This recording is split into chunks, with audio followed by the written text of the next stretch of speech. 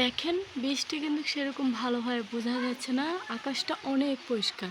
কিন্তু একটু আগে আকাশের যে হাল ছিল কি আর বলবো, পুরো অন্ধকার হয়ে গেছিল। আমরা তো যার যার মতো সব কিছু তুলে ফেলছি, সব কিছু ঠিকঠাক করে ফেলছি। তারপরে এখন আকাশের অবস্থা মোটামুটি ভালো, পরিষ্কার দেখাচ্ছে, কিন্তু টিপ টিপ কিন্তু বৃষ্টি হচ্ছে। ক্যামেরাতে কিন্তু দেখতেই পাচ্ছেন টিপ টিপ বৃষ্টি হচ্ছে। খালি চোখে যতটা আমরা পরিষ্কার দেখতে পাই, আমার মনে হয় না যে ক্যামেরাতে এত পরিষ্কার দেখা যায় বা যাবে। যাই হোক, একটু আগে যে এত খারাপ একটা অবস্থা হয়েছে, আকাশ থেকে ডাক পড়ছে, এমন জোরে পড়ছে যে মানে আমাদের প্রত্যেকজনের ঘরে লাইট জ্বেলে উঠছে। জ্বেলে ওঠার পরে এত বড় একটা হচ্ছে ডাক ডাক পড়ছে। তা আমি ভাবলাম যে মনে হয় ডাকেরই লাইটটা জ্বলছে, ডাক পড়ার সময় তো লাইট জ্বলে। তারপরে দেখি যে না, সবাই বলা বলি করছে যে সবার ঘরে, তো এতে তখনও কারেন্টটাও চলে গেছে। তো আমি যা বুঝলাম মনে হচ্ছে তা কারেন্টের তার তোর ছিঁড়ে গেছে বা কারেন্টের ওখানে ডাক পড়ছে। আর এত জোরে ডাক পড়ছে, আমি তো জানালার এখানে বসে আছি, আমার মনে হচ্ছে যে আমাদের জানালার এই জায়গাতেই ডাকটা পড়ছে।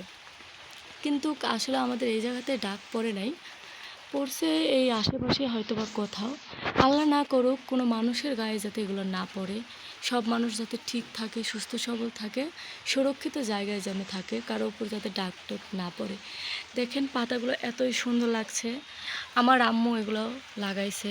এটা হচ্ছে সিম গাছের পাতা, ভিজার পরে এত সুন্দর হয়ে গেছে। ওইটা হচ্ছে লাউ গাছের পাতা, ওইদিকে লাল কালার দেখতে পাচ্ছেন, এটা হচ্ছে লাল শাক। তারপর ওই সাইডে ওইটারে আমরা খুরার শাক বলি, আমি জানি না যে কে কী বলে, বাট আমরা খুরার শাক বলি। আর এটারে অন্য কোনো নামে কিছু বলে কি না সেটাও আমার জানা নাই। অ্যান্ড এই ওই সাইডে পুরোটাই প্রায় হচ্ছে খুরা শাক দিয়ে ভরা। তারপর এইদিকে গাছের উপর দিয়ে লাউ শাক গেছে আবার। অ্যান্ড এইদিকে আবার সিমের গাছ আছে, লাউ গাছ আছে। অ্যান্ড এখানটায় আছে হচ্ছে একটা বড়ই গাছ। বড়ই গাছটা যদিও এত ভালোভাবে দেখা যাচ্ছে না, কয়টা দুইটা বড়ই গাছ আছে।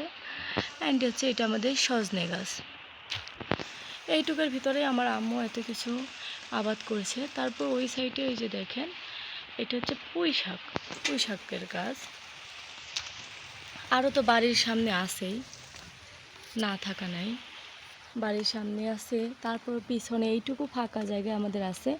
যদিও আমরা এই জায়গা থেকে ওয়াশরুমটা সরিয়ে ফেলবো, কারণ এই জায়গা ওয়াশরুম সরাইলে ভালোই একটু জায়গা বের হবে, তখন এইদিকে বারান্দা করা যাবে। কারণ আমাদের সামনের বারান্দাটুকু আমরা ওই গেটটা বন্ধ করে দিব, এই দিক দিয়ে বারান্দা করব, এই দিক দিয়ে যাওয়া আসা করব। মানে আমাদের ওই দিকটায় জায়গা আছে, তো ওই দিকটাও একটা রাস্তা আছে, ওই রাস্তা দিয়ে যাওয়া আসা করব। তো আপনাদের কাদের ওখানে বৃষ্টি পড়ছে তা কিন্তু অবশ্যই কমেন্ট করে জানাবেন। আর ডাকটুক পড়ছে কি না, সবাই কিন্তু বৃষ্টির সময় চেষ্টা করবেন মাথার উপরে যাতে ছাদ থাকে এরকম একটা জায়গায় থাকার, বিশেষ করে বাড়িতে থাকলেই ভালো হয়। বৃষ্টির সময় কেউ বাহির হবেন না, এটা না হয় ভালো, বলা যায় না কখন কি হয়।